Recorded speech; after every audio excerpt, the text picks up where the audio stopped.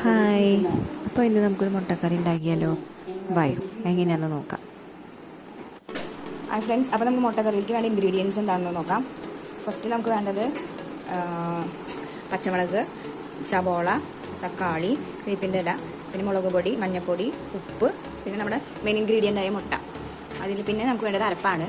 അരപ്പിൽ നമ്മൾ ചേർത്തിട്ടുള്ളത് ഒരു മുറി തേങ്ങയും അതിൻ്റെ കൂടെ ഒരു 1/2 ടീസ്പൂൺ മല്ലിപ്പൊടി ഇട്ടിട്ട് നമ്മൾ നല്ല ഫൈനായിട്ട് അരച്ചെടുത്ത് അരപ്പാണ് നിങ്ങൾ കാണുന്നത്.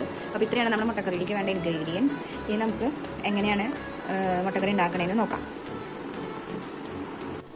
ആദ്യം നമുക്ക് ചട്ടി വയ്ക്കാം. ചട്ടി വെച്ചിട്ട് നമുക്ക് എനിക്ക് വെളിച്ചെണ്ണ വയ്ക്കാം.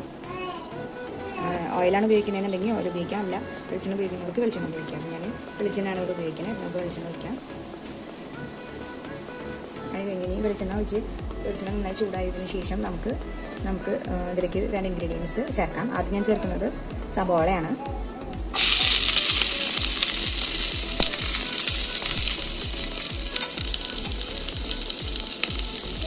അതിനെ ഇളക്കി കൊടുക്കാം.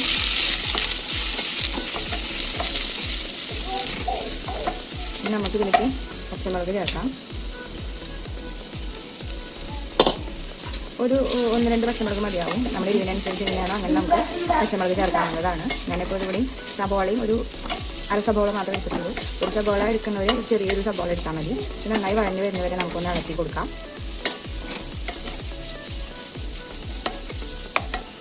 ഇനി നമുക്കൊന്നൊരു ബ്രൗൺ കളറാവുന്നത് വരെ ഇളക്കി കൊടുക്കാവുന്നതാണ്.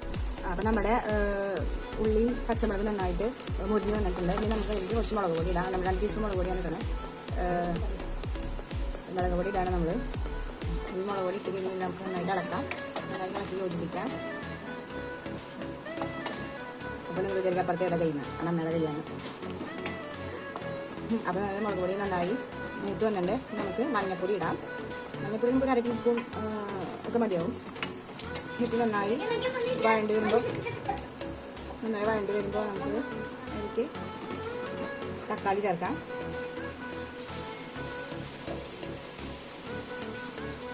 ഏകദേശം ഒരു 2 തക്കാളി ഉണ്ട്. തക്കാളി ഇതിനനുസരിച്ച് നമുക്ക് നമ്മുടെ കറിയുടെ ടേസ്റ്റിൽ വ്യത്യാസം വരും. മുളക് നന്നായി മുരിഞ്ഞിട്ടുണ്ട്. അതാണ് എനിക്ക് ചുമ വന്നത്.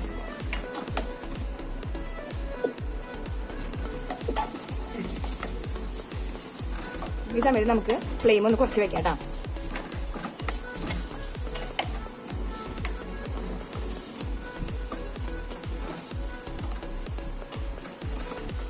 നന്നായി ഇളക്കാം.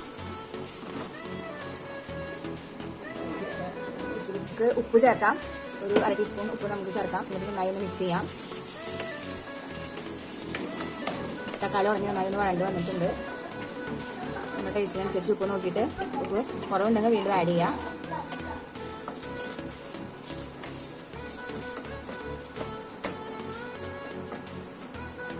അടുത്ത് നമുക്ക് വേപ്പിൻ്റെ ഇലയാണ് വേണ്ടത്. അപ്പോൾ നമുക്ക് വേപ്പിൻ്റെ ഇല ഇടാം. വേപ്പിൻ്റെ ഇല ഇട്ടിട്ട് നന്നായി ഇളക്കാം. വേപ്പിൻ്റെ ഇല നമ്മൾ എന്തോരം ഇടണം അത്രയും കറിക്ക് ടേസ്റ്റാണ്. എനിക്ക് വേപ്പിൻ്റെ ഇല ഇടുന്നത് നല്ല ഇഷ്ടമാണ്. അതുകൊണ്ട് വേപ്പിൻ്റെ ഇല ഇടാം. ഇനി കാച്ചുമ്പോഴും വേപ്പിൻ്റെ ഇല കുറച്ചുണ്ടെങ്കിൽ ഇടാം. നന്നായി ഇളക്കി യോജിപ്പിച്ച് റെഡിയായി വന്നിട്ടുണ്ട്. ഇപ്പോൾ തക്കാളി വഴണ്ട് വന്നിട്ടുണ്ട്. നല്ലോണം ഉടഞ്ഞ് നല്ല രീതിയിൽ വന്നിട്ട് നമ്മുടെ തക്കാളിയുടെ തൊലി കളഞ്ഞിട്ടാണ് ഇട്ടിട്ടുള്ളത്. തക്കാളി ഒന്ന് ജസ്റ്റ് ചൂടുവെള്ളത്തിൽ ഇട്ട് കഴിഞ്ഞ് കഴിഞ്ഞാൽ നമുക്ക് എളുപ്പത്തിൽ തൊലി കളഞ്ഞ് കിട്ടും. അതുകൊണ്ട് തന്നെ പെട്ടെന്ന് വാടാനും എളുപ്പമാണ്.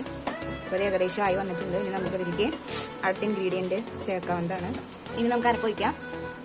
നമ്മുടെ അരപ്പ് നമ്മൾ ഒഴിച്ചു നന്നായി മിക്സ് ചെയ്യാണ്. ബാക്ക്ഗ്രൗണ്ടിൽ സൗണ്ടൊക്കെ കേൾക്കാം നമുക്ക്. അതിൻ്റെ മോൻ്റെ ശബ്ദമാണ്. ഇപ്പോൾ നല്ല ഭംഗിയായിട്ട് എല്ലാ ഇൻഗ്രീഡിയൻറ്റും മിക്സായി വന്നിട്ടുണ്ട്. നമുക്കൊന്ന് നന്നായി ഇളക്കി കൊടുക്കാം. അപ്പോൾ ഏകദേശം റെഡിയായി വന്നിട്ടുണ്ട്. പിന്നെ നമുക്ക് ഇതിലേക്ക് 1/2 കപ്പ് വെള്ളം ചേർക്കാവുന്നതാണ്. വെള്ളം ചേർത്തിട്ട് നന്നായി ഒന്ന് ലൂസാക്കി കുറുക്കിയെടുക്കുകയാണ് വേണ്ടത്. നമുക്ക് ഏത് രീതിയിലാണോ വേണ്ടത്, നല്ല കട്ടി വേണ്ടവർ കുറച്ച് വെള്ളം, എന്നാൽ കുറച്ച് ലൂസായിട്ട് എടുക്കുന്നതാണ് ഇഷ്ടം എന്നുള്ളവർക്ക് നല്ല അതിനനുസരിച്ചുള്ള വെള്ളം ഉപയോഗിച്ചിട്ട് നന്നായി ഇളക്കി കൊടുക്കുക.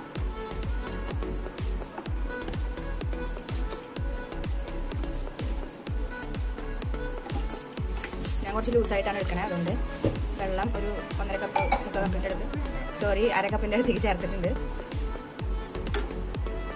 ഇനി ഒന്ന് നന്നായിട്ട് തിളച്ച് വരുന്നവരെ നമുക്ക് വെയിറ്റ് ചെയ്യാം. അപ്പോൾ നമുക്ക് ഫ്ലെയിമും ഒന്ന് കൂട്ടി കൊടുക്കുകയും ചെയ്യാം കേട്ടോ. ഇപ്പോൾ നമ്മുടെ മുട്ടക്കറിയിൽ തിള വന്ന് തുടങ്ങിയിട്ടുണ്ട്. തിളച്ച് നന്നായി ഒന്ന് കുറുകി വരണം. അതുവരെ നമുക്ക് വെയിറ്റ് ചെയ്യാം.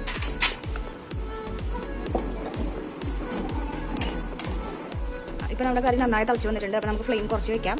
നന്നായി തിളച്ച് നല്ല രീതിയിൽ കുറുകി വന്നിട്ടുണ്ട്. ഇനി നമുക്ക് ഇതിലേക്ക് നമ്മുടെ മെയിൻ ഇൻഗ്രീഡിയൻ്റ് ആയ എഗ്ഗ് മുട്ട ആഡ് ചെയ്യാം. ഇതിന് മുട്ട ഓരോന്നായിട്ട് അരിയിട്ട് കൊടുക്കാം.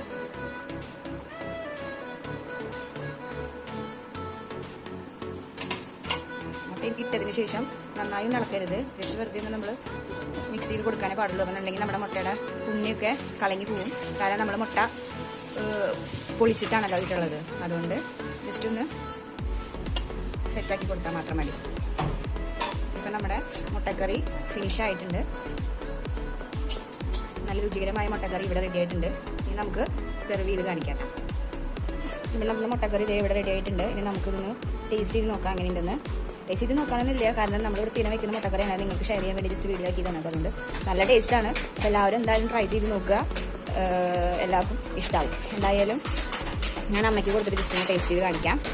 അമ്മയോട് വന്നാൽ ടേസ്റ്റ് ചെയ്ത്. അപ്പം അമ്മ ടേസ്റ്റ് നോക്കാണ്.